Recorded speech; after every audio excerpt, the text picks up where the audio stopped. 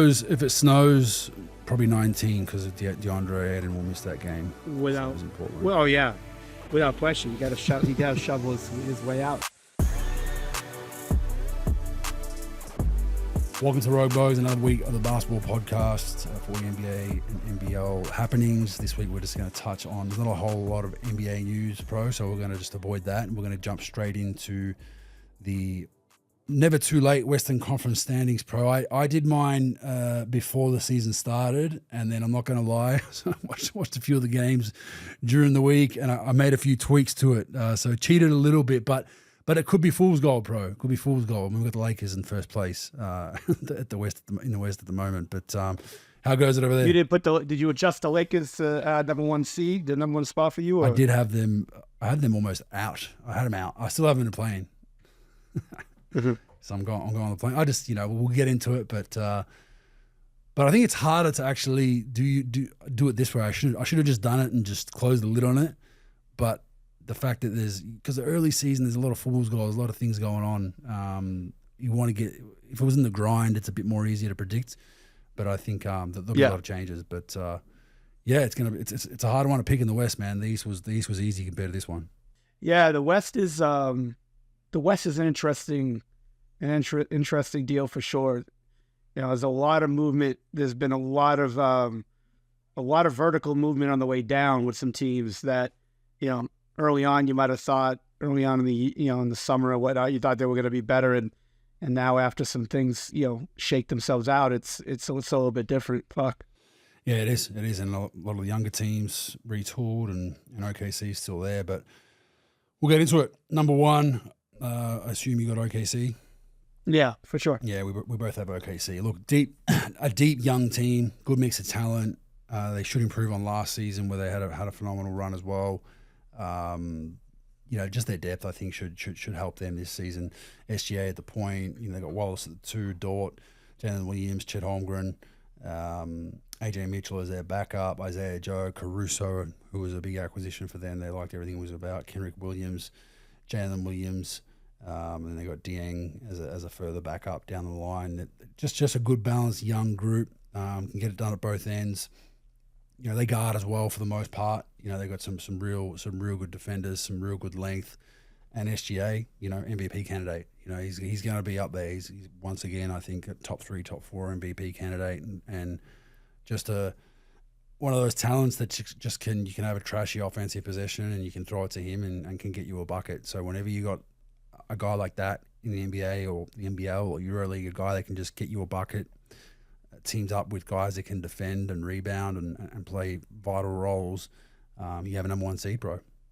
Yeah, I think this team they were really good last year.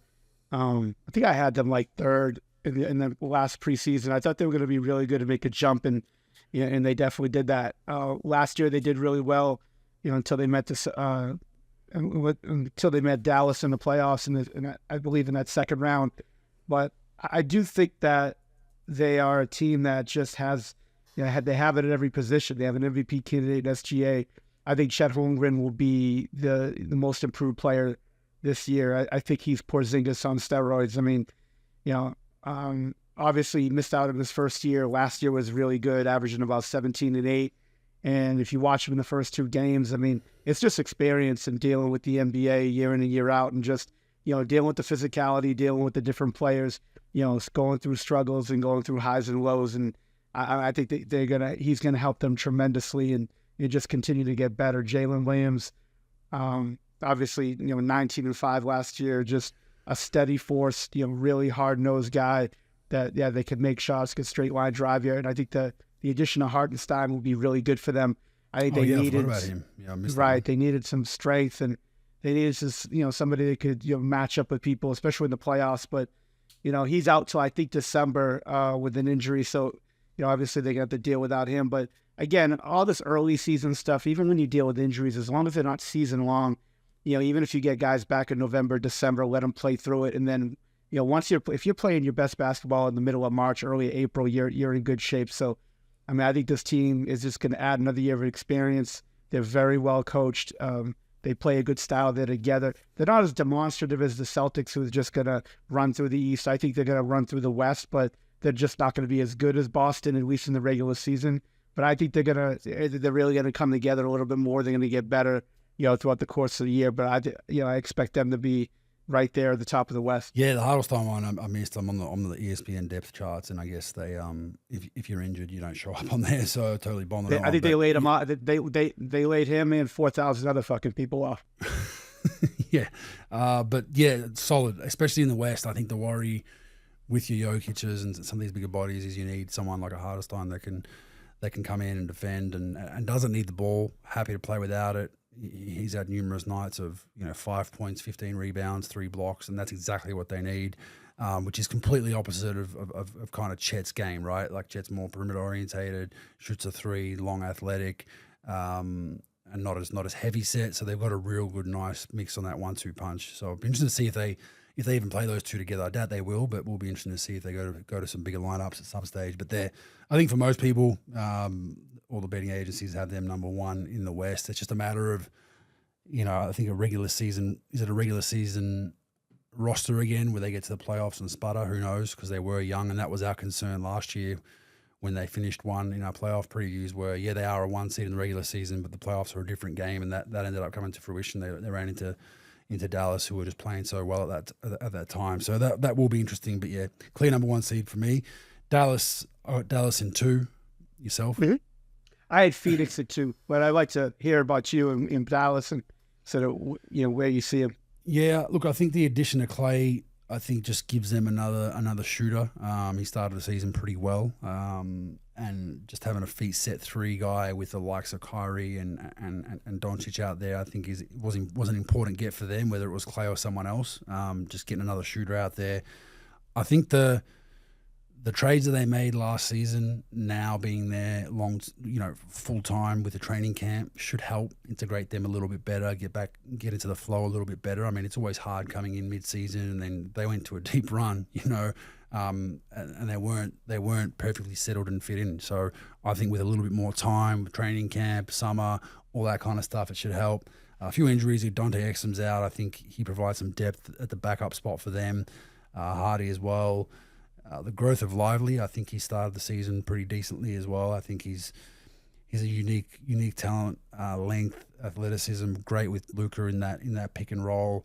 Obviously PJ Washington there, Najee Marshall, where they not sure how much he'll play, depending on those lineups when they have Clay, Luka and Kyrie together. But yeah, look, you got 2 genuine superstar talents that can close games on this team.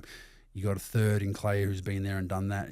He still obviously can get hot on any given night. I think they got a good balance of length and athleticism, and they got Luka Doncic will be, if healthy, he'll be the other candidate up there with SGA and maybe 1 or 2 other guys for the MVP candidate. So I hope that this is, if they're injury free, I think they're 2-3 in the West, and looking forward to seeing if that comes to life. Yeah, they've got a lot of firepower there.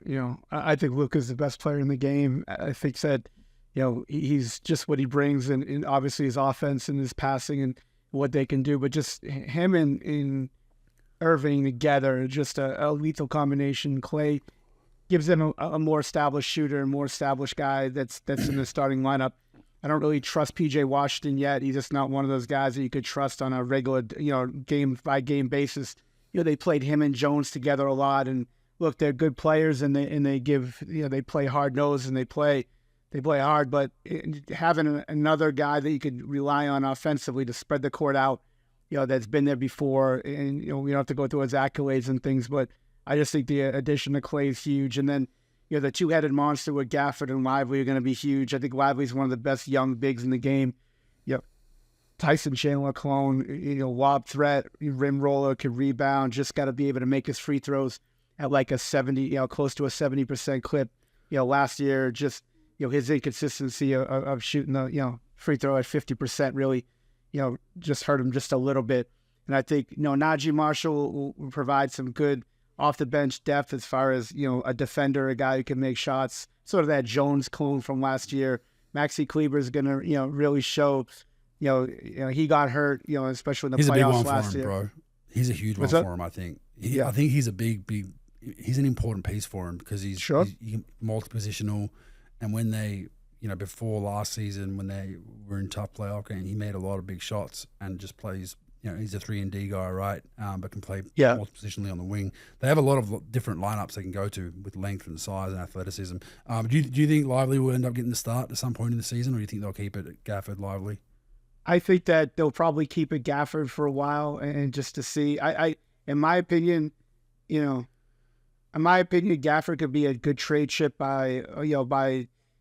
especially if you have two guys doing the same thing, just to be able to give the majority of the minutes to one guy. Look, this is just my opinion, nothing I'm hearing or anything like that. But I think Gafford's a good trade chip. You move Lively in the starting lineup by All-Star break or so. And then who's your backup big, Powell? Powell will be your backup big. Kleber could be your backup 5 as well. That'll hurt him a little bit for sure. But I think Gafford can get you something good in the trade market. Maybe they keep them both. They definitely can do that just to keep everybody in check and in line and just sort of their regular thing. But I think Gafford will start, the majority of the season. I think you'll see Lively start some games. Maybe they'll rest Gafford a little bit and give Lively some starts just for development purposes. But, look, it works. I mean, having those guys sort of split up the minutes almost, last year was 24-5, 23-5, Gafford over Lively. So, they like splitting up the minutes. It works for them. It gives them gives them 48 minutes of rim protection, rebounding, energy, screen setting, and all that. I think the big year has to come out of Jaden Hardy for sure. Exum, he's going to be out for a while. His rhythm's going to be off a little bit once he comes back. I think Hardy has to really be that guy that establishes himself. It just improves sort of his consistency shooting the ball. Look, he shot at 36% last year at the 3, but shooting 40% from the field, that's going to get better. Hopefully in time that can. I think he'll be a huge part of their success just because how important those second units are in scoring. Look, Kleber's more of like a defensive energy guy, make open shot guy. Najee Marshall, again, a defender, guy who can make shots, but Hardy sort of gives him that. Hardy gives him that sort of that X factor, a guy who could really score. And he's got a lot of ability, a lot of talent, and see what he could do with it. I expect them to be really good. I mean, I had them at 3rd. I had Phoenix at 2, but I think that come playoff time, they're gonna have experience with them. They're gonna have 2 franchise players playing with Kyrie and Luka and Kyrie, and and then we'll play in the shooting and the experience. Another season under their belt together too. I think that should be better. And Hardy he showed glimpses last season. He showed glimpses of he had a few games last season where you're like, wow, this guy can be a player. But the backup guard minutes are definitely there for the taking. And Kyrie's getting older. Luka's, I don't think he's played a full season in a while. I don't know what he was last season, but he was close. But there will be some times where he'll get a starting nod just from rest or injury. So they'll try to monitor their roster accordingly, I think. Yeah, I totally agree. I totally agree that I think the training camp together, and just like the Phoenix Suns, I think when you bring a team late, either in the beginning of a year, and you make a trade late in the summer or whatnot, and you just put a bunch of new players together, or you make it a trade deadline like like Dallas did like last year and putting it all together. I think that having everybody together, a whole training camp, a whole summer, whole off season, and I think it's really beneficial for your team. So yeah, I look forward to seeing those guys play. Yeah, so we flip flopped. I had Phoenix in 3rd, so we can go to them now. You had them in 2nd. Look, I think acquiring a point guard was important, and getting someone in there that can run the team. Tyus Jones, I think, is going to really fill that role importantly for them. And I like the Plumlee acquisition too. They're the 2 ones that I think can just provide a bit more depth for them. They're a star-studded lineup. The depth chart has Tyus Jones, Devin Booker, Brad Beal, Durant, and Nurkic as their 5. I like Grayson Allen as a backup. I like Royce O'Neal as a backup. I like Mason Plumlee. I think that's a good, solid 8. Ryan Dunn, I don't know too much about as a backup power forward, and then you got Monte Morris as a backup point currently. Obviously, Bol's still there.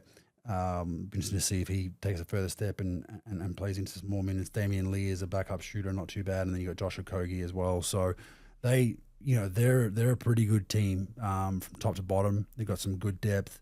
I think they're going to have to, because it seems like Beal just can't get healthy. I think he's missing his day to day at the moment. But they can sustain an injury to one of their main three, because they've got another two franchise guys, so they can be okay. And Bud, I think decent coach. I think been in championships, knows what it's all about, and I think he'll get them somewhere deep in the Western Conference. I think they're going to be a pretty tough team getting it together. When you got shot makers like Devin Booker and Kevin Durant, guys that you can just throw it to on a shitty possession, especially KD, and just get you a good shot.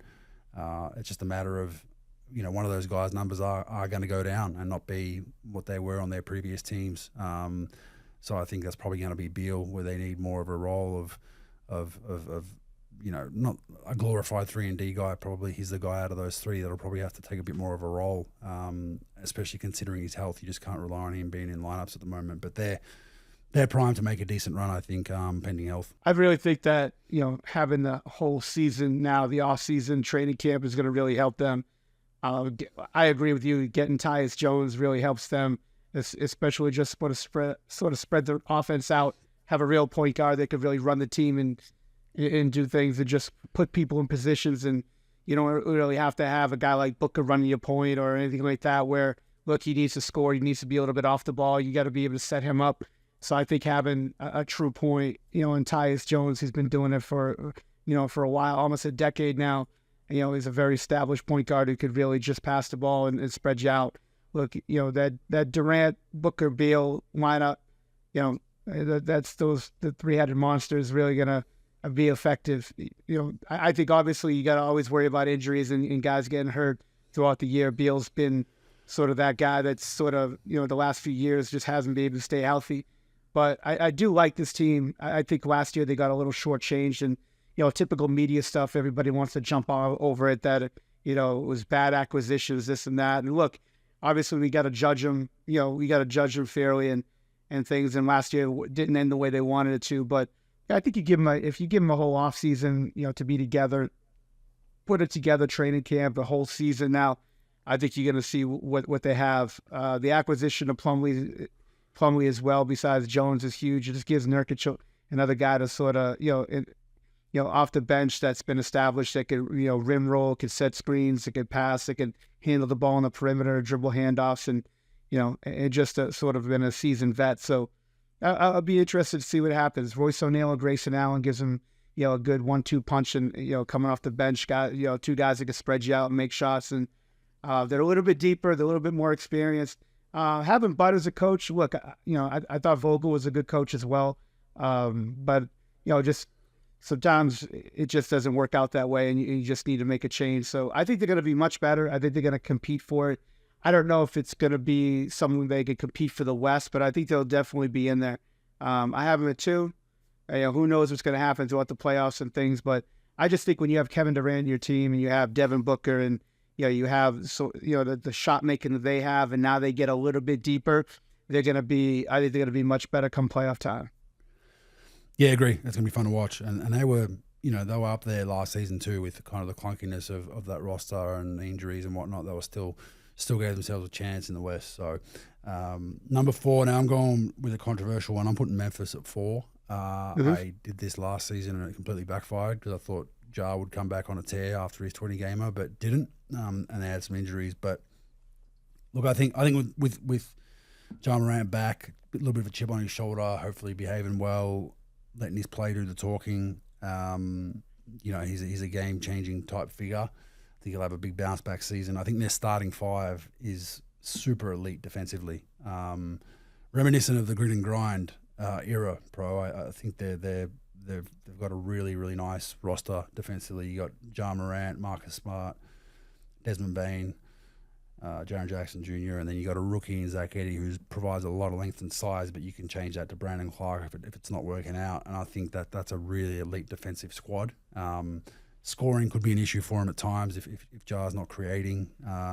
Scottie Pippen Jr. has played his way into a nice little role there. I mean, he had a really nice night the other night. He'll be a valuable 6-man candidate for them, I think, and you can play Ja off the ball a little bit if you want to get him off the ball, rest his legs a little bit. Aldama, is solid. He's a very, very good player. He's, watched him with Spain in the Olympics. I mean, he can shoot a pro. He can get him up quickly from deep. He's got a nice shot. Can stretch the floor for him.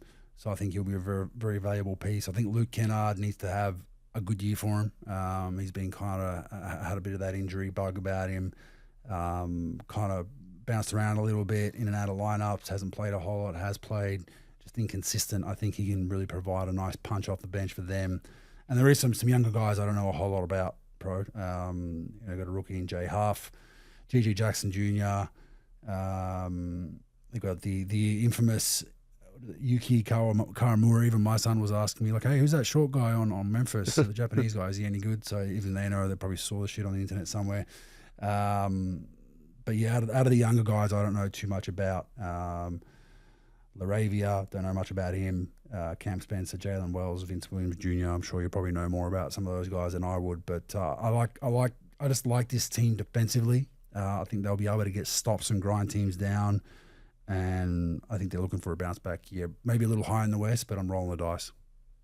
It's always good to roll the dice on somebody, Bogues. Sometimes you don't want to go status quo all the time. I totally get it. Look, they're going to be much better just because of the fact that they have all their guys back. Last year they dealt with more injuries than I've ever seen any team face, throughout a season. I mean, they had so many different starting lineups with Morant. Smart was out, Bane was out, Jared Jackson was out for a little bit. It just, one guy after another. They're going to be much better for sure. They revamped their sort of offensive philosophy, led by a guy named Noah LaRoche that actually worked for me in Chicago, and they hired a EuroLeague coach from Paris. So it's more like less screen and roll, more playmaking. Everybody, sort of a lot of guys in the perimeter, just being able to attack the basket, space the floor. We spoke about this a couple of weeks ago. You mentioned this, and you sent me the clip of the offense. They're not running that yet. So they paid that assistant all that money. They haven't fully implemented this, because the last game I saw there, and there was a shitload of pick and roll. Well, I think the way they want to play it versus the way they're going to play it is going to be a little bit different. Mm-hmm. I mean, they do have guys sort of, like even Edey, you see him at times have the ball on the perimeter, have the ball on the perimeter, be able to try to attack. If he's not, he's going to attack out of, they attack a lot of people off of just rip throughs, against the grain, drives and stuff. It's going to be a variation for sure, but they definitely want to play different. They revamped the whole coaching staff. That they got rid of everybody but Chucky Atkins. They brought in a whole new bench and role for that, as far as just philosophy of how they want to play. I don't think they're going to play exactly like the clips that we've seen, but they definitely play a little bit different. They definitely try to space the floor more, have more of a catch in the perimeter, try to take your man off the dribble, try to it's basically the philosophy that a lot of teams play, except just a lot less pick and roll. Now, I don't think John Morant's going to be okay with not running pick and roll, so I think they're going to have to do that. But I think they just want to take advantage of space, just like every other team does. But I think they want to have 5 playmakers in the court, even their center, to be able to be a threat where he could either, drive and kick or drive it to the rim, force 2 guys on him and then make a play for somebody else and move the ball. Look, everything sounds fucking great in the preseason about how you want to play, how you want to play like the Spurs way or where the fuck way you want to play. And by mid-season, you just play the way you play. So I don't know how it's going to work. It's not going to work. I know everybody's got great ideas in the off season, but things come to light during the year real quick. Look, they're going to be good. I agree with you. They're really a tough match. Morant's tough, Smart's tough, Bane's tough. They just got to stay healthy. Smart's going to have to stay healthy this year. Jaren Jackson's going to have to stay healthy. Morant's going to have to stay on the floor. They're young guys coming off the bench. Santi played a pretty good role for them. I know they've adopted a lot of the rules of the offense through the Paris coach as well, and he likes to push the ball. It doesn't matter who gets the rebound. So, it's interesting how they sort of play with, everybody trying to be somebody who could push the ball or attack off the dribble. So, look, Edey was a pick that not a lot of people were high on early, and then in the summer league he played great, played really well in the preseason. He's been playing pretty effectively, through his energy and just toughness and basketball IQ. They're going to miss Gigi Jackson. Gigi Jackson's a guy out of who played at South Carolina last year, had a really good year for them, averaging 14-4 through all those injuries from everybody else. Really got a chance to play a lot. Him and Vince Williams will be good off the bench, and they'll have a lot of different combinations they play, but they're going to play hard. They're going to play tough. I think they're going to compete. I think Vegas had them at what did Vegas have them at? Vegas has them at 46.5 wins. So never mess with Vegas. What did you have Vegas? Yeah, I have them at 8 actually. So I have them at 45 wins. And look, the West isn't very good, but I do think that the top teams with Oklahoma City, Phoenix, Dallas, Denver, Minnesota, those 5 teams are going to be tough to beat. And look, Memphis is going to be much improved. Now, the teams I have above them, New Orleans and Sacramento, they definitely could leapfrog over those two for sure. So we'll see. I just think that those top 5 teams are going to be really tough for Memphis to get past, but we'll see. Denver we'll talk about. I'm sure we'll talk about their lack of depth and all that, and how much pressure is going to be on those starters, those guys in the first 7 of their rotation to really, to bring that team where they need to bring them. But it'll be an interesting deal. But I have them at 8.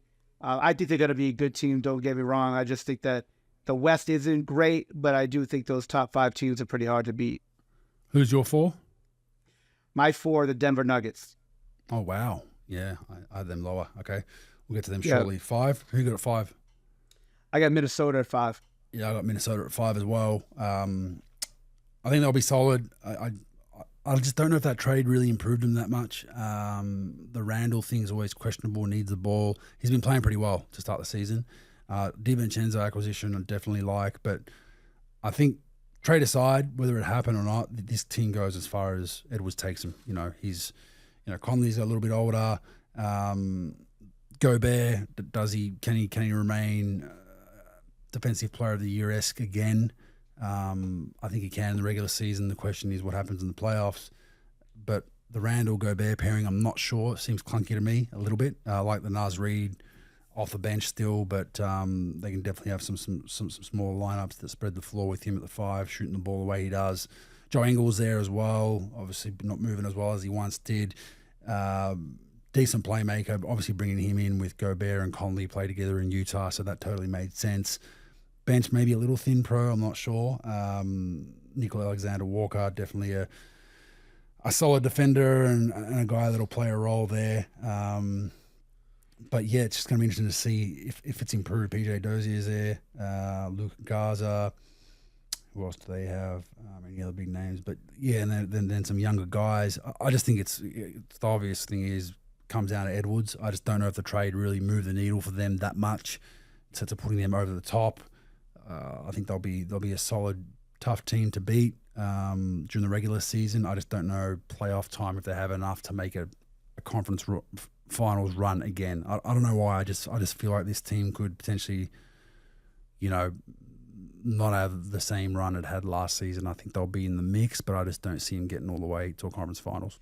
Yeah, look, the trade definitely is going to take some time to sort of reshuffle how they want to play. With Kyle Anthony Towns, the way they had it, where he spread the floor, he gives them a little bit more shooting, he gives them a little bit more efficiency that way, and it just gives Edwards and Conley and even McDaniels some space to operate.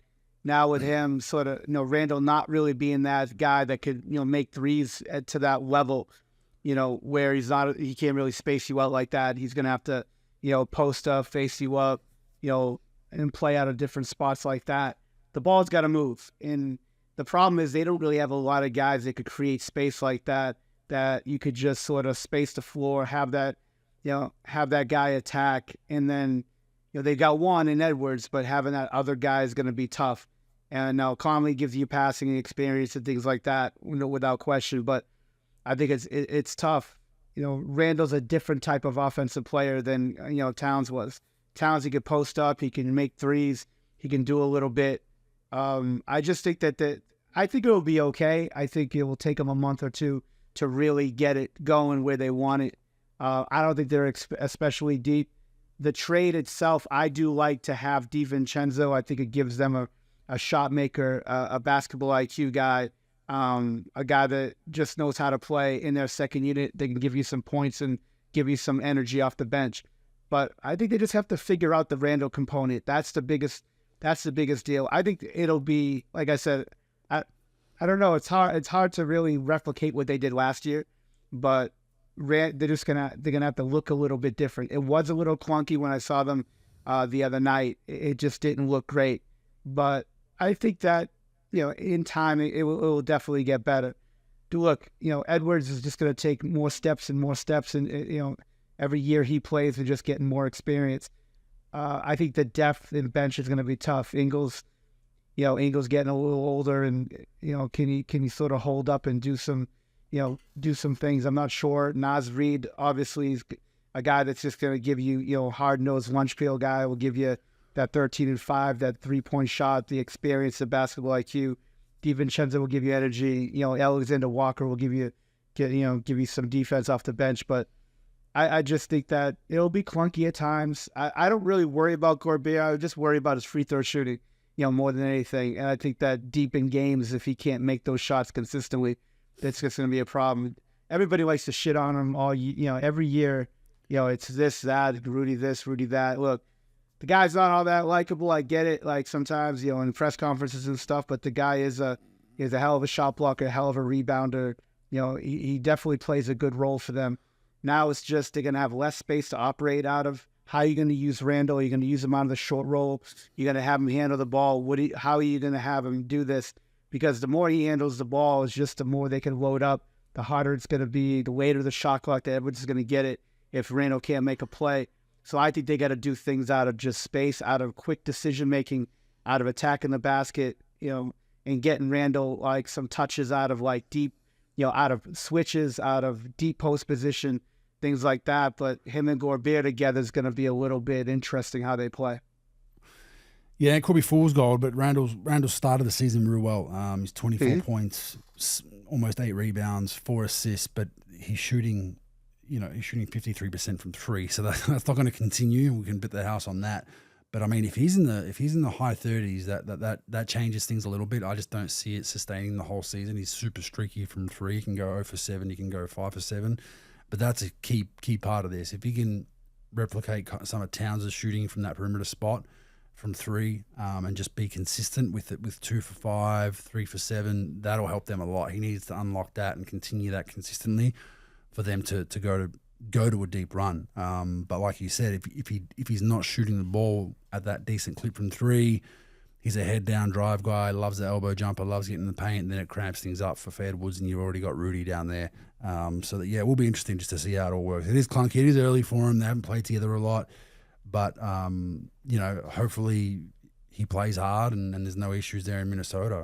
By reports, he wanted out at all costs from New York, and he's in a spot now that is genuinely going to compete for potentially a conference finals. So, watch that space. But Edwards still a guy for them.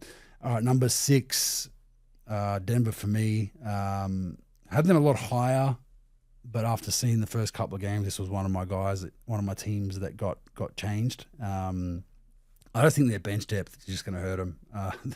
This is kind of, you compare them to Boston after a championship run. And you got Boston, who basically wrote checks out left, right, and center to keep that team together, so much so that the owner's like, we make no money, we make no profit on our team, but you kind of had to do it. Denver went the other route and said, we won a championship. Owner's notorious for not wanting to go over the cap. They've gone the other way, and now you see it. I mean, with the salary cap rules and the way it works, it's hurt Denver a lot. Their roster depth is just not where it needs to be for a deep run. I don't think. I think what works in their favor, Mile High City, altitude. A lot of teams go there on a back-to-back, which hurts you, so you can run over teams in the regular season. I think they'll get some wins just based on that. I mean, Jamal Murray hasn't had the best probably 12 to 18 months. I know there was injuries pre that, but FIBA games he stunk. He wasn't very good in the FIBA in the Olympics. Just doesn't seem like he, I know he's a streaky shot maker. Just doesn't seem there yet. Porter Jr., Aaron Gordon, Jokic, Brown, and then you got Westbrook coming off the bench with probably Saric and Peyton Watson as your main guys. Just a thin roster, Pro, and I think the depth. If they have an injury to one of their starters, be it maybe Jokic or Murray, I think it's struggle town for them. And they didn't look great in the preseason. They haven't looked good in there. They're 0-2 at the moment. I think that, like I said, Denver will help them winning some games, just in that altitude. But yeah, man, DeAndre Jordan's still there as a backup big. When you go further down the roster, but when you look at their top 4 or 5, great. But then you get to that bench and you're like, they're playing Saric a lot at the 5. At least they were in the preseason. Don't know if that's sustainable defensively. Not the greatest defender, but can spread the floor shooting wise. But I think their I think trajectory is going down, in my opinion, from where they were a couple of years ago. Yeah, I mean, every year they've been doing it. They lost Brown 2 years ago. They lost, KCP, and basically you're just losing a player every year that's in your rotation. And look, your rotation was really solid, really good in the championship year, and then you start, and let's not forget they got rid of Jeff Green as well. In the last that's couple of years. That's a big one, Pro. And that was I don't know what Houston. That was 2 years ago. Yeah, did Houston pay him? It was like 2 years. It wasn't much. No, it wasn't much, yeah. if that at all. Look, as an owner, I understand it. Sometimes you just, especially with tax aprons and things like that, you don't want to go over it for one reason or another. I get it, but it's definitely going to affect you. And then when it affects you, you got to speak on why it is. Why'd you get to this point? It has to be a cost cutting. It's not like some players screwed them and they didn't give them a chance to pony up money and to keep those guys. It's just, you can't. Look, that starting 5 is going to be good, no question about it. It's probably going to be something like Murray, Braun, Porter, Gordon, Jokic, right? But once he come off the bench, look, Westbrook will give you a little bit of a spark, but I don't think he's going to be consistent with it all year. And then you got Strother and Watson, who's just not going to, look, they're okay. They're good players. They're good defenders. They play hard, but they're not going to really give you that punch offensively. And losing a collection of those 3 guys really hurts you. It really puts you in a tough spot. And I think they could still win games. Their experience. You got Jokic. He makes everybody better. He probably ups your average by about 15% scoring wise. But where's Zeke Naji at, bro? Because there was a lot of people high on his potential. Look, rim runner, a guy that can set screens, can play defense, but he's really not an offensive threat. But he'll play some minutes. I think he'll play in front of DeAndre, in my opinion. But I was watching them against Oklahoma City. I didn't really remember him playing in the first half or so. Maybe he got in later in that game, but I don't think he's hurt, if I'm not mistaken. Just so they were high on him. There was a gave him an extension. They were high on him, but he hasn't played a lot. Yeah, and my just a gut feeling. Probably Malone wants to go with Saric because he's a little bit more of a seasoned veteran, but maybe not. Maybe it just gives you a different look. If you need more defense, you'll go Naji. If you need more offensive skill, you'll go Saric. But it's a tough thing. Look, they're a tough group. They've been together for a while. Murray, like you said, hasn't had a great 12 to 18 months. We'll see what happens. I just don't. I see these guys, being somebody in the regular season that could finish 4 or 5, but I think they're going to really have problems, going forward. You just got to figure out where you're at. Look, Aaron Gordon's getting older. Jokic is obviously fine where he's at now, but you never know. Murray, what are you going to do? Are you going to start trading some guys, adding more pieces? You're not going to be at a spot where you're going to get high draft picks. So, look, Peyton Watson's getting better and Strother's getting better, but those aren't great players. They're good players. They're solid role guys. But, how are you going to acquire more talent to take your team to another level? You just signed Gordon to an extension. I think he got $30 million a year. Last week or so, in the last 10 days, he signed that deal. So, in trade capital, is anybody going to take Porter on his deal? Is anyone going to take Gordon on his deal? What are you going to get back for those guys if you could trade them? Looking long term is going to be tough. I think they'll be okay in the regular season. That's a lot of ifs just because of, injury issues if you could stay out of it. But, everybody gets nicked up once in a while. I just think it's going to be tough for them. Like I said, regular season, good team, but past that, I can't see them doing much in the playoffs. Yeah, the Porter one's a dice roll, right? That's the one I think you look at this roster and you say, okay, they paid him. A lot of it was on potential of what he's going to be, and someone else is going to swoop in and take him. He's got an injury history, had that really bad back out of college. They went that route rather than keeping KCP, Brown, those guys. We still don't know if it's the right decision. It'll play itself out, but that's the one you probably look at. Even Gordon, but Gordon, I think, just a much more solid. I think Porter's talent is beyond Gordon, but you just don't know what night you're going to get it with Porter Jr., where with Gordon, at least he's a solid piece to add to Jokic. So we'll be interested to see where they're at. But, yeah, just not too high on them compared to the last couple of seasons. Number 7, I had Golden State. Who'd you have 7? I have it 7. Give me a second. NBA standings. My 7th is Sacramento. Okay. Yeah, I love the addition of Buddy Hield. I think a kind of poor man's, I wouldn't say poor man's, but poor man's replacement of the Clay of old, pre-injury. So a guy that'll just won't do too much, feet set, automatic from 3, and I think he started the season pretty well. I love that addition. Question is, can Kuminga turn into a genuine number 2 option on this team? That's going to be, with how far they go, is what Kuminga can bring him. Steph is Steph. He's gonna have his shooting nights where he just turns games on their head. He'll win them games off his own bat. Wiggins back healthy, both mentally, physically. Kuminga's the one you look at. Draymond Green, solid defensively. Trace Jackson Davis obviously gonna have to play more of a role with Looney in that 1-2 punch. They bring in Kyle Anderson, Buddy Hield. Podziemski's solid for them. I like him off the bench. Melton is a decent acquisition. I mean, when we spoke to H-Bob all those years ago, he really liked him. From an analytics metrics point of view, it just hasn't really panned out. But we'll see if he can find his way. Moody's solid shooter for him, and then Gary Payton II, just a great energy guy for them. So I think they have a good, decent roster. I hate counting them out when Steph's healthy. And playing well, and I think the Buddy Hield thing should get them some more wins. But they're in playing territory. How deep they can go, I don't think they're making a deep playoff run, but I think they'll be competitive. They'll win some games, and they'll be anywhere from 7, 8, 9. I just decided to put them at 7. They're a tough one to sort of try to handicap. They made some. Hey, look, I think they tried to make the best out of their offseason they can. Look, when you have Curry making as much as he does, and Green making as much as he does, and Wiggins' contract, it's really hard to really navigate and do a lot with. I mean, I know they have hefty luxury tax bills and things like that. It's a really tough. It's just sort of a tough build for them because look, they're getting older. They really, there's not really a lot of room they can do with things. I know losing Clay, salary wise, sort of opens up some things with them, but not much. There's really not a lot they can do. Look, getting Buddy Hield and Anderson, I think they were 2 good pickups.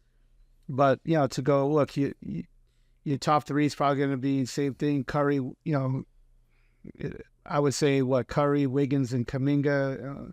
I don't know. I don't know who your top 3 is with that team. Obviously, they want Kuminga to be that piece, but it's just tough. What do you do with Draymond? As far as how you play him, you just play him the same. They're trying to... Kuminga rejected the extension too, right? Kuminga did? I'm pretty sure, right? Did he get it? I'm not sure. I think he got it actually, Bogues, if I'm not mistaken. But hold on, let me see real quick. There's no agreement between him and the teams. Yeah. There was no agreement. Yeah. No agreement. No agreement. They went under what the max would have been, right? Reportedly, and he said no and bet on himself. So that's interesting in itself. But if he comes into a genuine 18 to 20 a night as a second option, they got a chance to make it a little run. But yeah, I think it's a playing roster at the moment. Obviously, some older guys with Steph and Draymond as well. You always kind of have concern with these squads that have older guys on them, but they'll be okay. They'll still be fun to watch.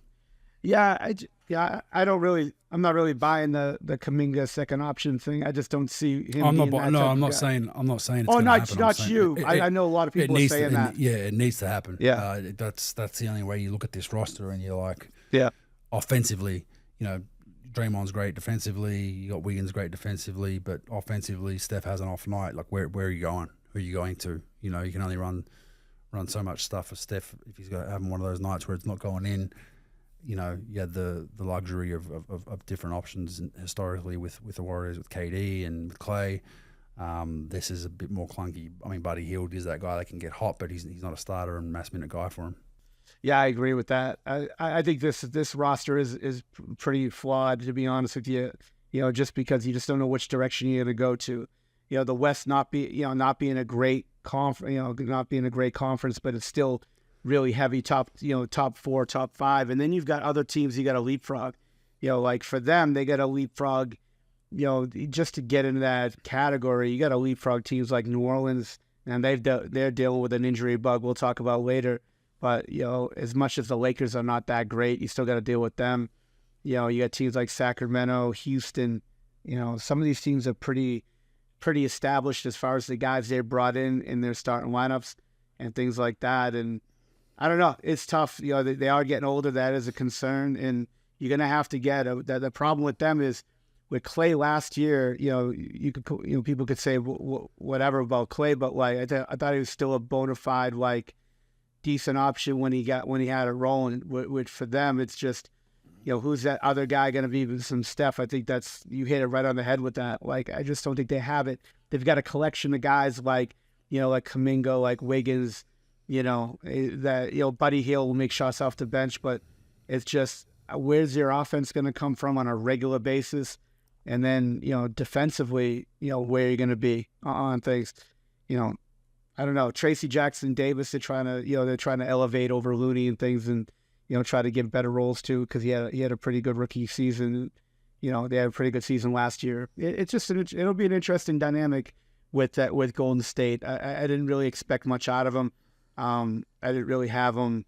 I didn't really have them at a high clip. I just don't think they have much of a chance. But we'll see. I had them at 11. I had them at 40 wins. Yeah. Okay. 8, you had Memphis, I believe, I remember correctly. I have New Orleans. In Memphis. I got New Orleans at 8. Look, okay. A nice roster. I just don't see how it fits. You got 4 ball dominant guys. You got Murray, McCollum, Zion, and Ingram. It's like someone's going to get screwed. Are they going to be able to fill a role of just being a solid, potentially 3-and-D guy or off the ball guy and just be solid for us? I mean, Ingram's growth continues. Probably too much ball heavy guys on this roster, but it's a nice roster. I just don't know how it works. How it's all going to fit in. Projected starters at the moment. You got, if Murray was healthy, it'd be Murray, McCollum, Ingram, Williamson, and Tice at the moment. Herbert Jones is mixed in there as well. You got Trey Murphy III, Alvarado, but they got some injury bugs at the moment. I just don't know how it fits. I think the McCollum Ingram tandem is kind of opposite styles of play. The way they play, Ingram's more open floor, find seams, give it to him early, can get on the block as well, whereas McCollum's more half court, off pin downs. Then you factor in Murray, who likes to pound it a lot and get high assist games, and then you factor in Zion, who's definitely open floor athleticism. So it's kind of clunky in that way of how they're going to play. Just had a really bad loss to Portland too, by the way, at time of recording. So, yeah, look, I think they're a nice roster on paper, but I just can't see them getting out of the play-in, bro. Well, I think the biggest problem for them right now is just injuries. Murray hurt. Murray's going to be a fractured hand or a broken hand, so he's going to be gone for a while. Trey Murphy's he's sidelined for a while. So losing 2 guys out of your top 6 or top 7. It's really tough to really deal with. Ingram had the contract thing all summer, so that's been a little bit of a distraction. So they are a little bit strange as far as how they were sort of assembled. Look, I don't blame them for trying to get Murray in the offseason, trying to upgrade just their talent level, for at least bring in some scoring. I know it doesn't exactly fit, but they got to figure some things out for sure. I think, again, it's going to start clunky. You got to get your guys back. You got to figure out, what's going on with that. Look, I really like, obviously, Ingram, Zion Williamson, McCollum, Murray, all guys that can score. Murray and Jones, Murphy and Jones can make shots. They can spread the floor. They're good coming, in different. Look, Murphy just got that extension too, so it'll be interesting how he fits into things coming back. I would just go with Zion at 5. Like when all the smoke clears having, McCollum, Murray, McCollum, Ingram, Murphy, and Zion. To be honest with you, if I was sort of, if you're asking me, that's sort of the 5 I would really try to put on the court and sort of mess some teams up. Now you don't have real rim protection there, but you do have shooting. You do have 5 guys that could break you down, 5 guys that could spread you out. I don't know. Is Zion going to be healthy all year and in shape all year? I mean, he came in great shape. Got to give it to him there. But it's just, the roster is a little bit clunky how things are going. So, I don't know, man. The West is going to be bad. Not as good. I wouldn't want to say bad, but just not as good. There is some room for growth there if they can get things rolling. But like you said, they have a lot of ball-dominating players. They don't have a true point guard there. So it'll be interesting how they sort of deal with things. Where do you have him? But, man, I think I had him at 5. Hold on. No. I don't think I have him 5. So 5. I got to move No. Hold on. Let's see. I had him at 6. Okay. Yeah, I had him at 6. Yeah, they're about there. 9. Sacramento. So you had them, I think, 7. I had them at 7. 7, yeah. Sacramento. I'm just not sold on them. I think they got they've only got really 2 genuine 3-point threats in that starting lineup, in my opinion. Fox and DeRozan not known for 3-point shooters, and then you got Sabonis.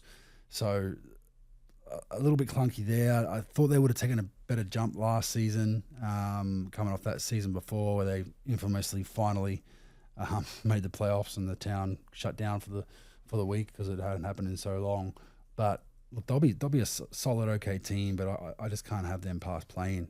I think a lot's going to rely on the Malik Monk boost off the bench. When he was hurt last season, they just couldn't get it done. They just didn't have enough. But I think having him healthy and firing off the bench is going to be super important for any aspirations they have to make it further. Herter and Murray, obviously Herter's been pretty solid for him, and then Murray should grow into a more consistent role where he's playing more minutes and shooting the ball at a high clip. So Alex Len back up 5, Trey Lyles still there. But yeah, I just think Malik Monk's the X factor on this team. You got some stars in the starting lineup, but I think Monk's got to have another career year 6-man type candidate off the bench for them to make more of just a playing push, and that's why I had them a little bit lower. I don't know, it just didn't feel right last season. It felt like it was super grindy for him just to get anything done, and I had them that low for that very reason. Yeah, I just don't think they're very deep. Look, DeMar DeRozan's a good pickup in the offseason.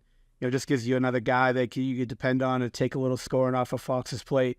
A little bit more of probably a dynamic scorer rather than Harrison Barnes. I thought, H was a guy who can make shots, straight line drive you, play defense, things like that. I think DeRozan's more of an isolation player, somebody who could get you a little bit more, as far as in a scoring role.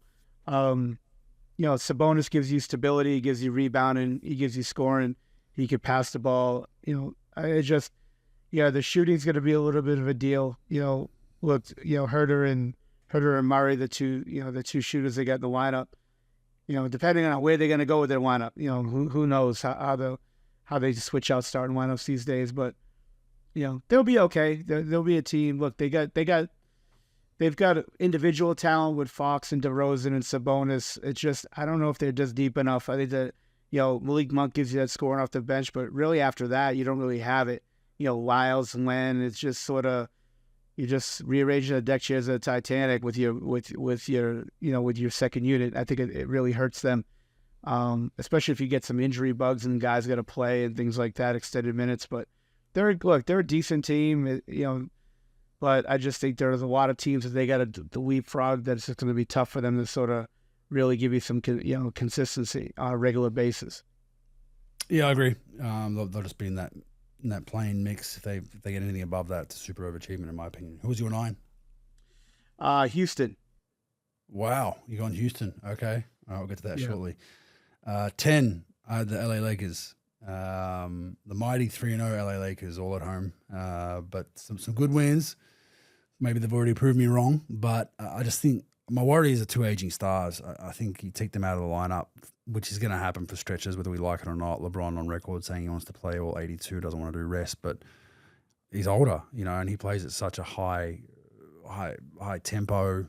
He's constantly clashing into bodies, and Davis kind of the same. Will pick up an injury or two during the season, probably miss 20, 30 games, which has been consistent. It's who else do they have? They're pretty thin when it comes to the rest of their roster. Russell Reeves, a lot's going to be relied upon them to try and carry the load when those guys are out with injuries. And you hate to talk about injuries, but this is a team that notoriously will have that injury bug go through them, and how they can sustain that, which is where they've been bad the last couple of seasons, is they go on those road trips where they win 6, they lose 6 out of 7, or they go, they have those months where they they're 8-15 or whatever it is, or probably a little bit too many games, but they're 5-12.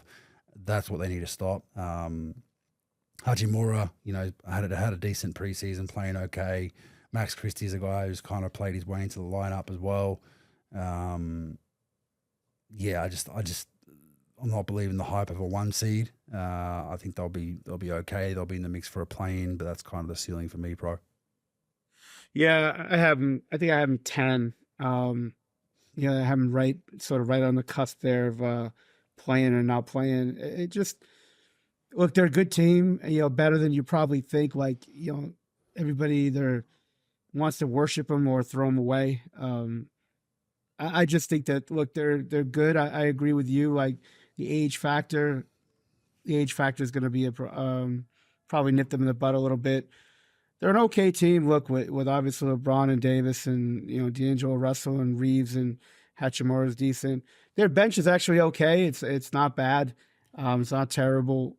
Been talking about Max Christie for a couple of years. He's going to play that. He play a little bit more. He's sort of more of that guy, just smart player. Could play defense off the bench. Gabe Vincent, he's been hurt.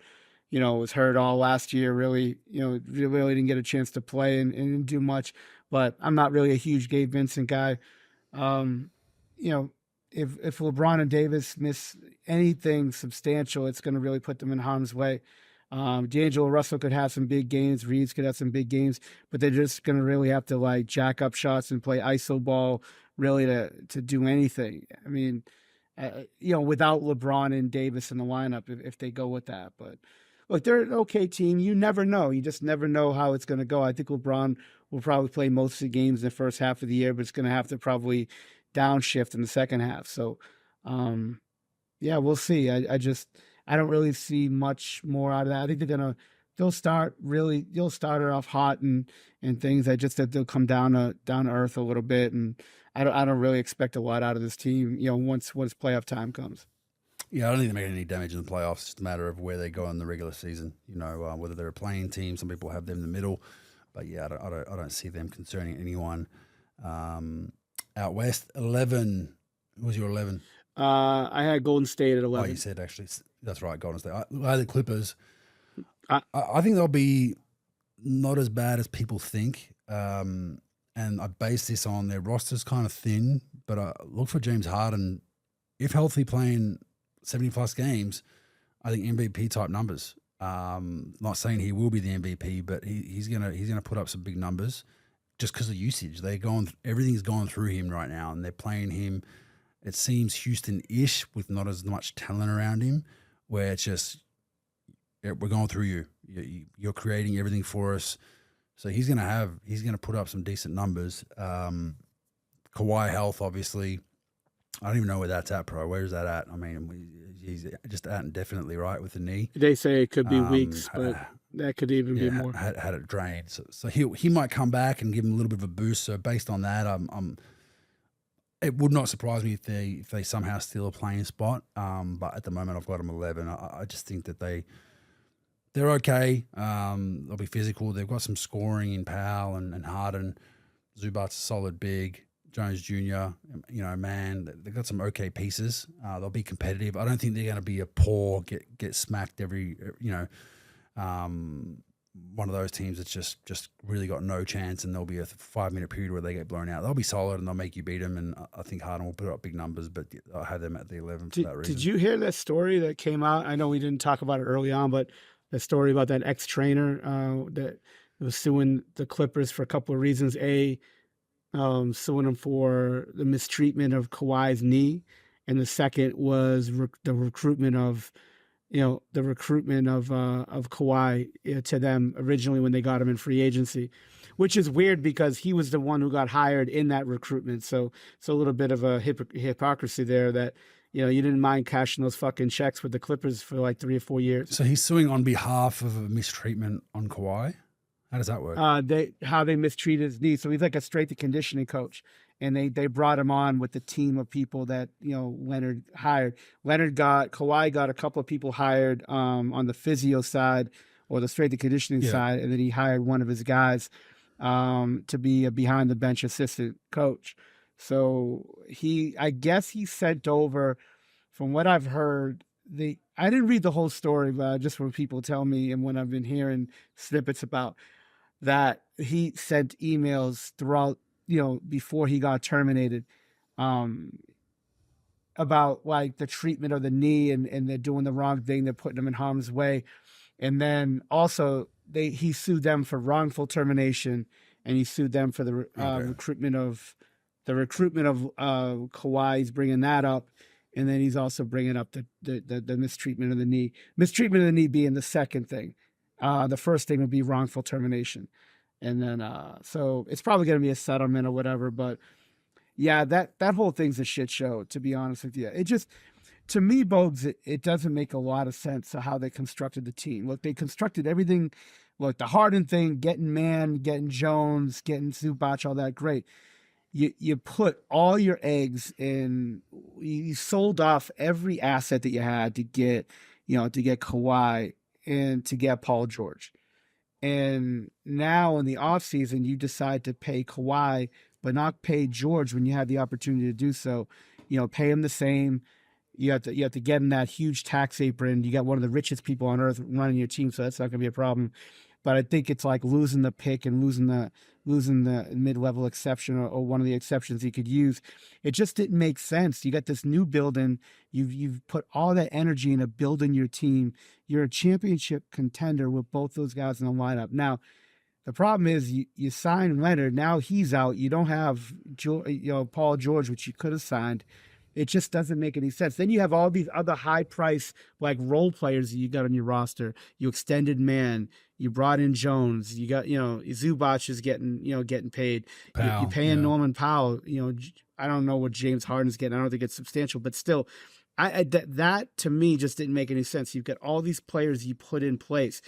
I would have either brought them both back or just blew the whole thing up and traded everybody and just start in between, over. Right? Yeah. But the half in, half out. Yeah, but look, they'll be okay. It's just, depending on Harden all year. In Kawhi, it's just we get on Ben Simmons about that whole circle about,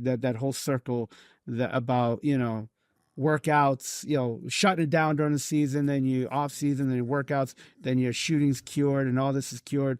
And then it's just like you fall on your face and you don't get it done during the season. The same thing with Kawhi. It's sort of like the last few years, you sort of get him through with smoke and mirrors and, throughout the season. Playoffs come, he doesn't finish the year, doesn't finish the playoffs, and then it's the off season rest. You think he rested all year, everything's cured. And then in the preseason, something happens. He's held out for a while. And then you just have this whole circus of a season where he's out, he's in, he's out, he's in, he's out, he's in.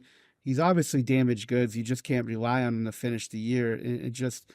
I just don't know where you go from here if you're them. Like, you got very little value on your roster past, like, if you're going to blow this thing up, if you're going to move on from Kawhi, which you can't. You just signed him to an extension. Really, right? You just signed him. No picks, right? Yeah, you got no picks. And not many. Yeah, the flip side is you traded all your picks to the Oklahoma City Thunder. So if you are one of the worst, imagine if they win the lottery and Oklahoma City gets fucking Cooper Flag on top of their roster they got. I mean, you just couldn't write a better story to that. But it just, they got no picks. Look, if they have both those guys in the roster, if they had George and Leonard, and then all these other guys, they're not a bad team. They're a contending team, but it's just weird now. The way that it just shaped up in the offseason where you just didn't go all in and got George. I think they're out of the play-in. I think they'll be bottom 4, bottom 5 team. They won't be like last or anything like that, but I just can't see these guys putting it together. I can't see Kawhi playing more than 50 games. And it's just, it's gonna be clunky too. It's gonna be in, out, in, out, in, out. And is he gonna get his legs, under him? I just think that, he just signed that extension. It's weird, man. Yep, it'll be interesting to see where they finish up. But Tyler Lue said on record he's going to shop the world, so that'll be interesting to see. I wonder if he'll leave money in the roof again this time. Probably not with this roster. Probably not with this roster, brother. 12, I got the Spurs. I think there'll be a tough beat for a 12 seed. I just think the West is way too deep for them to be in the mix, but just a fun team to watch.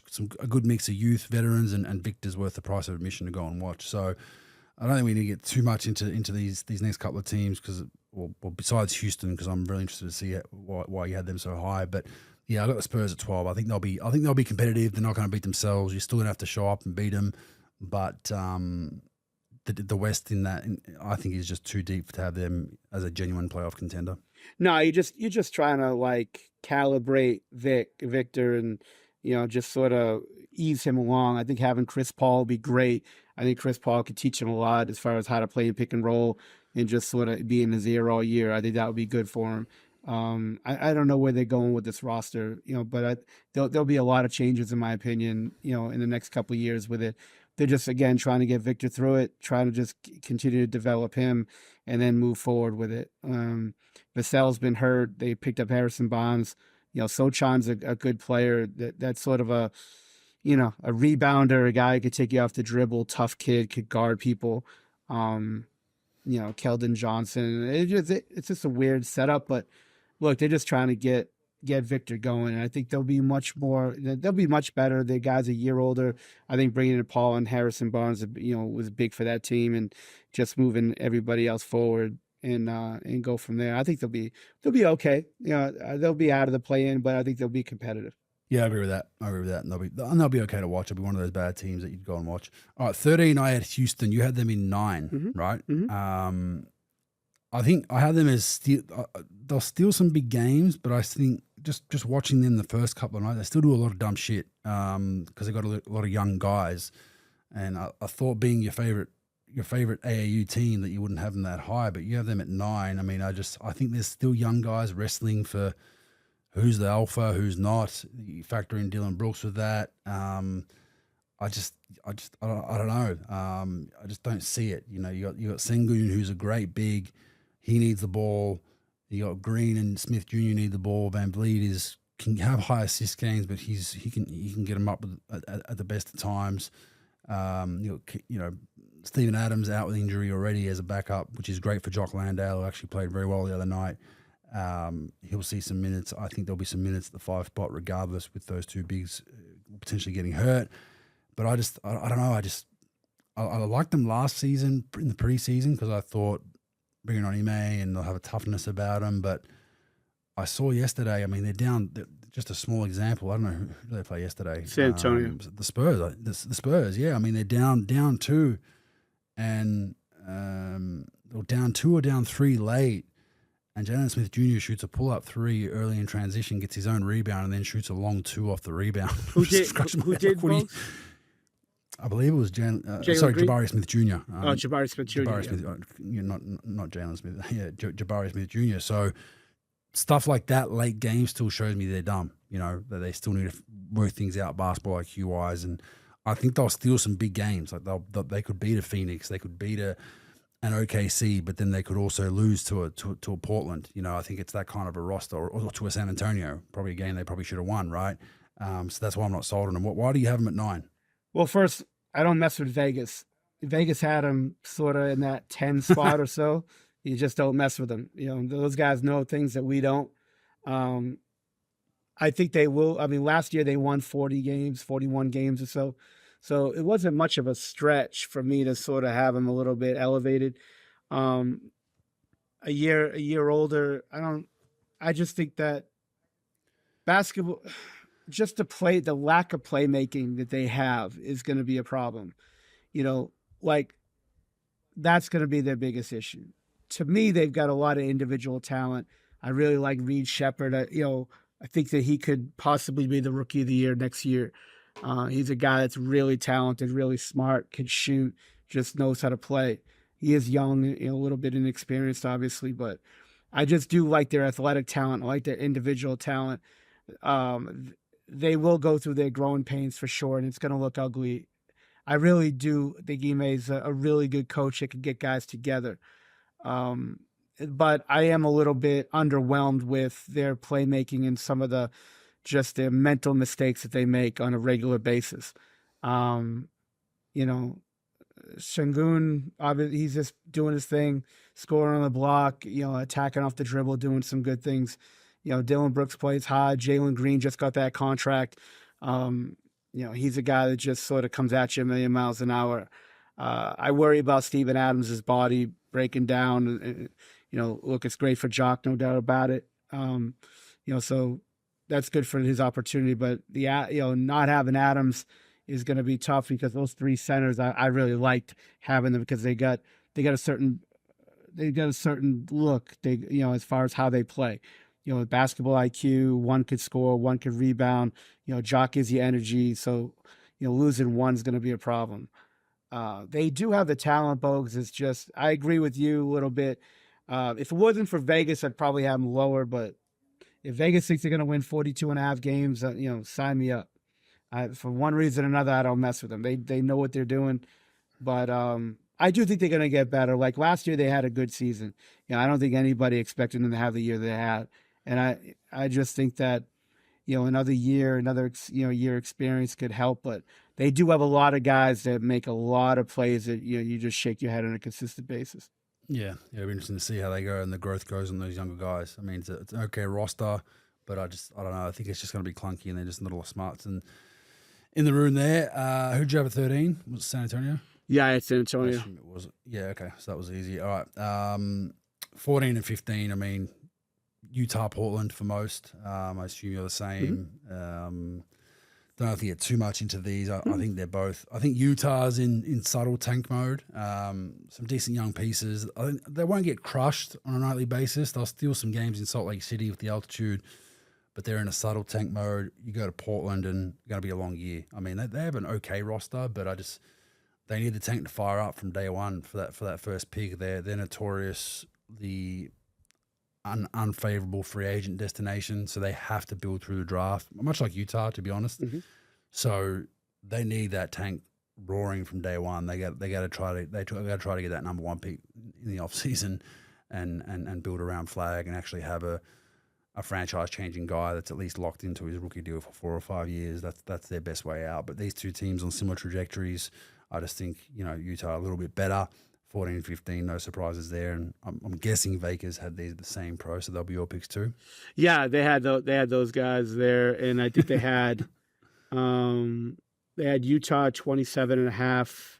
They got Portland at 20.5 win wise. So yeah, they don't expect much out of those two. I think they're both being taken. If it snows, probably 19 because of DeAndre Ayton will miss that game. In Portland. Well, yeah. Without question, he got to shovel his way out.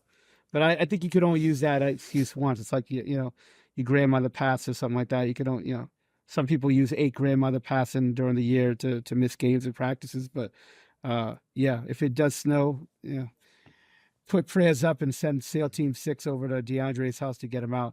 But yeah, I think both those teams will be in take mode. I think Utah a little bit less because obviously marketing and things like that. They got Sexton marketing.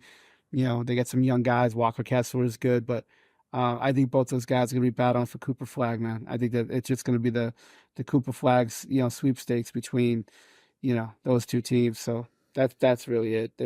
I don't think either one's really trying to win. Yeah, it's Portland's going to be ugly.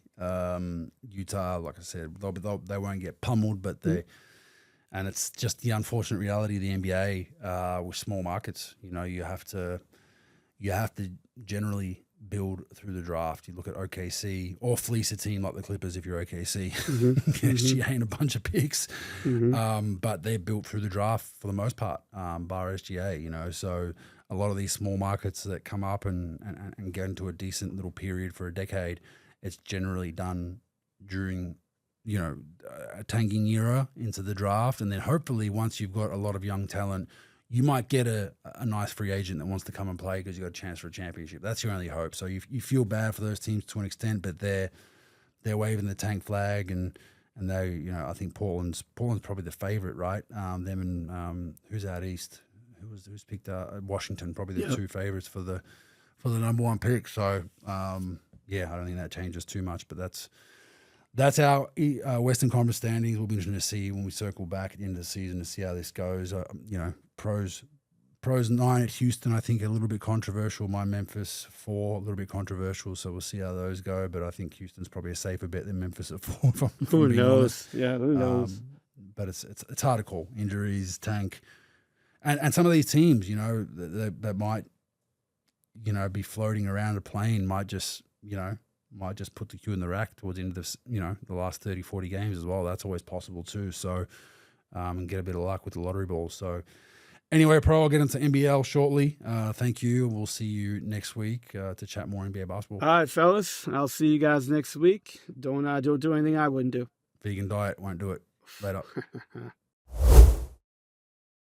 All right, finishing up on some NBL. Big week again in the NBL. A lot going on, a lot of ups and downs, especially for a Sydney Kings fan at the moment. But we'll start with the Southeast Melbourne Phoenix. They punished New Zealand early on in the round and make a tight game out of a loss to Illawarra. So much improved performances if you're an SEM fan. I think showing some life, showing some heart compared to the first couple of games of the season. I think just getting some wins can kind of fix things as Sam McKinnon gets 2 wins, but I believe their head coach, Mr. King, is in Australia at the moment. I'm thinking he didn't coach because of visa issues, so they'll probably get that sorted this week and look to have him coach on the tail end of the week once a weekend starts. So it'll be interesting to see how much of a change he makes from what they've done the last couple of games, because they've been much better. They've looked much better, so credit to Sam McKinnon there. Impressive weekend by Melbourne United. Big win in Illawarra amid some controversy, which we'll get to shortly. And then they just absolutely destroyed Cairns yesterday in Melbourne. So they go 2-0. Very impressive weekend there. Illawarra go 1-1 with a loss to Melbourne and a win versus Southeast Melbourne. So Illawarra go down and then bounce back at Southeast Melbourne. So important they didn't let that go astray. Adelaide squeaked by a resilient Cairns in Adelaide. Cairns kind of had control of that game for 2.5 odd quarters, and then Adelaide made their run. Montrezl Harrell, probably the early favourite for MVP in the NBL. I don't know about that 3 ball though. I mean, 3 for 3 from 3. Well done. I mean, it's shooting very, very well from 3 at the moment. And you don't see that a lot. Generally, even in the NBA, more of an 18-foot guy shoot that jumper and put his head down and try to go by you, but he's got some confidence about him. He's got some shit. He's a price of admission guy. So well done Adelaide with that, with keeping him on long term. But I think he's got to be up there in the MVP favourites at the moment. Tasmania grind Brisbane down to a pulp as they do and get a win. And Brisbane were in that game, but Tasmania just ends up grinding you out defensively. I think Scott Ross said something like, it's not pretty, it's not what's well liked, but it got us to win. So well done there. Sydney, super disappointing weekend. No excuses. I mean, losing to Perth in Perth. A lot of people say, well, it's a tough road trip. It's Perth. We didn't have Jalen Adams, our go-to point guard for that game, but Perth were missing Bryce Cotton and Webster. So you think it evens out, even favors us, and just it was a tight game, it was a close game, but just a disappointing loss. That one, I think that was definitely a winnable game, and then to follow that up and go, obviously got to fly back on the Saturday, long flight. I think the guys got back at 8 or 9 p.m. to their homes, wake up, and you got a game at 2 o'clock. Doesn't help the situation, but that's a part of the NBL, part of professional sports. You got to try to bounce back and and look to have control of that game, up 10 in the second quarter, and then give up a 12-2 run. That lead gets erased, and New Zealand took full control. I mean, PJC was phenomenal, and they put it on us. You know, the chat of the Kings talent, which comes up every telecast, and everyone's talking about.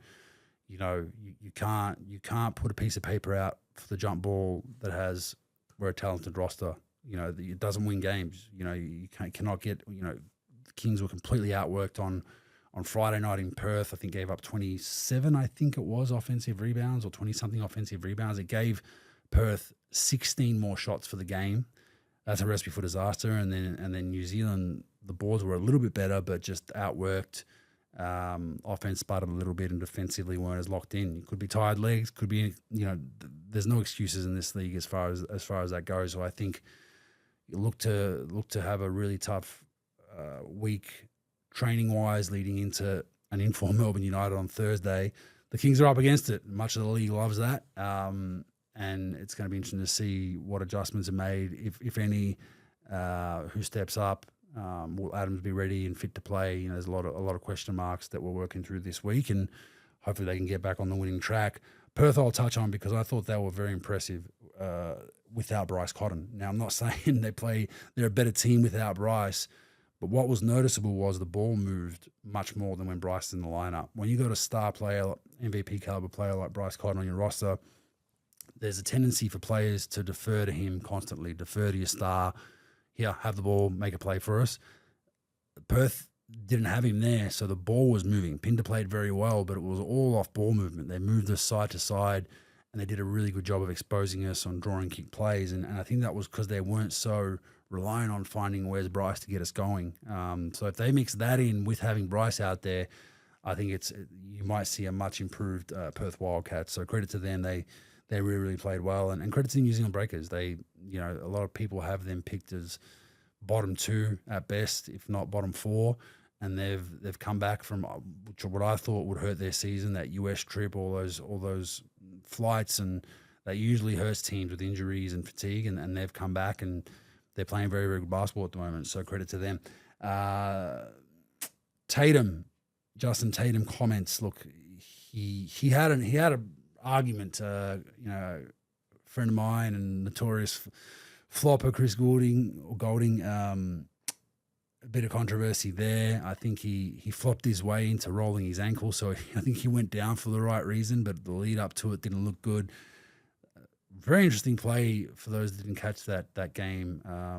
Melbourne versus Illawarra was, they technically should have been a travel in my opinion. They called a foul. I think the review would have went potentially in Illawarra's favour, but the clock wasn't started by the home team, the Illawarra Hawks. So the officials started the whole play again, which was interesting in itself. I've never seen that before. Could have cost the team a game, which it potentially did. But Tatum kind of going off in the press conference afterwards, quoted, "I'm intimidating. I guess my voice is too deep. I'm too tall. My skin color is different. I hear the same coaches say similar things or say the same things or complain about the same stuff, and their leash is a little bit longer. I guess I have to be made an example of." That's in reference to getting a pretty quick technical foul, which I thought was poor. You know, look, when you're a referee and there's a questionable play like that at the end of a game, that emotions are high, teams can win or lose a game with it, you got to have a bit of a thick skin to a comment at the end of a game. Now, you don't want, you know, there's this whole thing about blatantly disrespecting referees, but you got to understand the emotion of the game. If I'm that referee, so that's enough, I walk away. And then if it keeps going, I tee up in a close game. But in a close game, you just hate to see referees given a technical foul and basically costing you a game by a point or two because of the extra free throws. And you just don't want referees deciding games. So I agree with Tatum. Look, I don't get too much into the I'm intimidating, my voice is too deep, skin color, all that stuff. I think that's a bit much by Tatum. You only have to look towards Chase Buford and his 2 years in Sydney with his treatment from some of the referees and vice versa wasn't good. So I don't think it's a skin color issue or being too tall or your voice being too deep. It's just some coaches get the bad rub from the referees, some don't. I agree with him on there are coaches in the NBL that have a longer leash, and that's part, you know.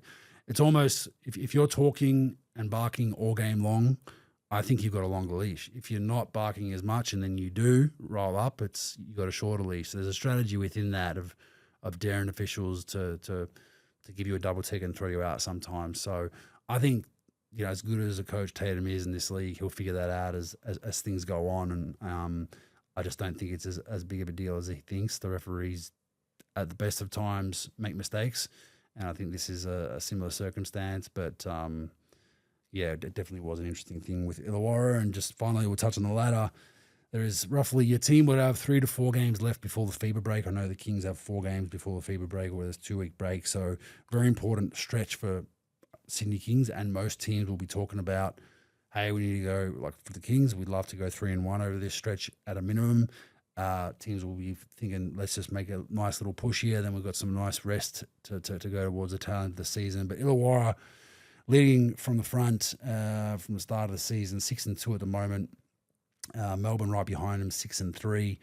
New Zealand 4-2. I spoke about earlier. A lot of people had them in the bottom 4, but they're 4-2. Adelaide 5-3. Sydney 5-4, and then you got a bit of a cutoff there. Perth 3-4, but only played 7 games. Tasmania 3-5. Brisbane 2-4. Cairns 3-6. Southeast Melbourne 2-6. There's a big cluster basically from 4th place to probably, you'd say, Perth, which is in 6th. So, third place, to 6th is a big cluster that'll be a lot of movement from game to game, but it's going to be a tight season. And there's still a lot of water to go under the bridge, but you want, from the Sydney Kings point of view, you want adversity at this point in the season. We spoke about this 2 years ago with the first championship for the Kings under Chase Buford. Similar position with adversity, things not going right. Jalen Adams was also hurt at that point.